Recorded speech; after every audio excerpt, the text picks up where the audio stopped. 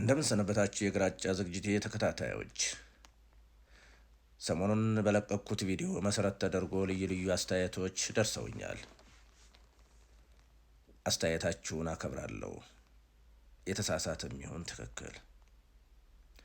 ዛሬ ግን ምላሽ ልሰጥበት ያሰብኩት ላይ እንደምትመለከቱት ራስ ጋይንት ለምን እንደተባለና በምን ብልጫ እንደተባለ ለተጠየቀው ጥያቄ ነው። እንደሚታወቀው የዳግማዊ አጼ ቴዎድሮስን ዓላማና ራዕይ እስከ መጨረሻው ደግፎ አብሯቸው የዘመተ አብሯቸው የተዋደቀ ሕዝብ ራስ ጋይንት ሕዝብ ነው። በጋይንቶች አፈጻጸምና ጀግንነት የረኩት ዳግማዊ አጼ ቴዎድሮስ ጋይንትን አንበሳው ጋይንት ብለው ሰየሙት በቅድሚያ።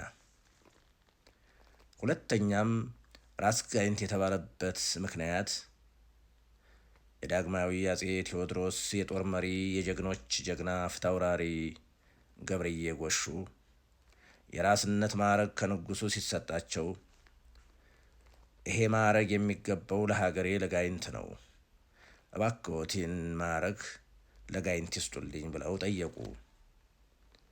ንጉሱ ዳግማዊ አጼ ቴዎድሮስም የጋይንቶችን ጀግንነትና አፈጻጸም ያውቁ ስለነበር የተባለውም ትክክል መሆኑን አምነው ልክ ነህ፣ ይህንን ሀገር ራስ ብየዋለሁ፣ ከዛሬ ጀምሮ ራስ ጋይንት በመባል ይጠራል በሚል የራስነት ማዕረግ ሰጡት። ሁለቱም ማዕረጎች የጋይንት ሕዝብ ለነበረው አፈጻጸም ከአጼ ቴዎድሮስ የተሰጡ ናቸው። ሰዎች ራስ ጋይንት፣ አንበሳው ጋይንት በሚል ይጠራሉ። ሁለቱም የጋይንት ማዕረጎች ስለሆነ ትክክል ናቸው።